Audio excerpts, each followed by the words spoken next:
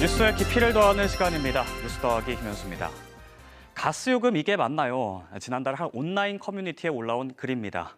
2년 전 같은 달과 비교한 가스 요금이었는데요. 사용량은 줄었지만 요금은 오히려 2만 5천 원 정도 더 나왔습니다. 안 그래도 물가가 올라서 힘든데 올겨울 가스 요금 도대체 얼마나 나올지 걱정이 된다고 푸념했는데요. 공감하는 댓글도 많았습니다. 이렇게 평년과 비슷하게 썼다고 생각했지만 가스요금 고지서를 받고 놀란 분들 많을 겁니다. 에너지 공기업의 적자가 누적되면서 지난해부터 전기요금과 가스요금이 수차례에 걸쳐 올랐기 때문인데요.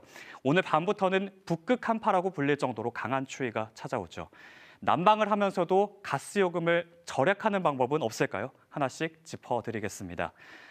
먼저 기존에 알려져 있던 방법, 팩트 체크를 해보면 물을 다 쓴 다음에 수도꼭지를 잠글 때 수도꼭지 방향을 냉수 방향으로 돌려놔야 한다는 정보가 많이 공유됐습니다. 온수 방향으로 두면 보일러가 가동될 수 있다는 건데 사실일까요?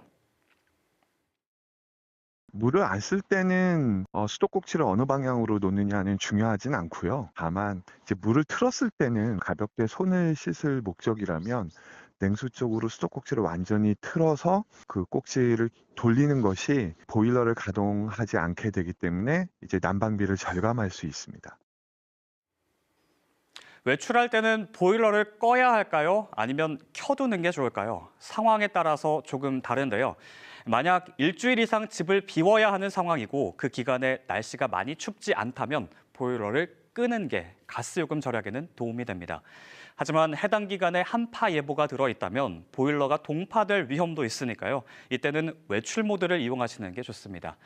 몇 시간 정도 혹은 하루 이틀 정도 짧은 외출을 할 때는 외출 모드보다는 보일러를 그냥 틀어놓는 게 좋은데요. 온도는 평소보다 2도에서 3도 정도 낮게 설정하는 게 좋습니다.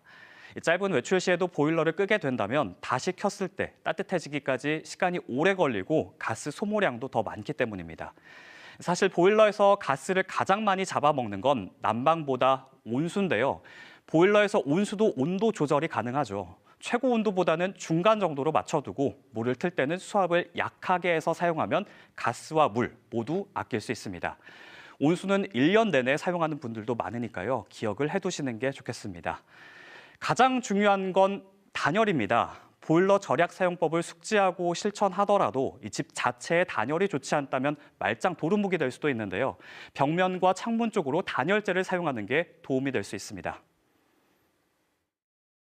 단열 커튼을 설치하거나 겨울 한철 동안 뽁뽁이를 창문에 붙이게 되면 한 2, 3도 정도 실내 온도가 올라가게 되고요.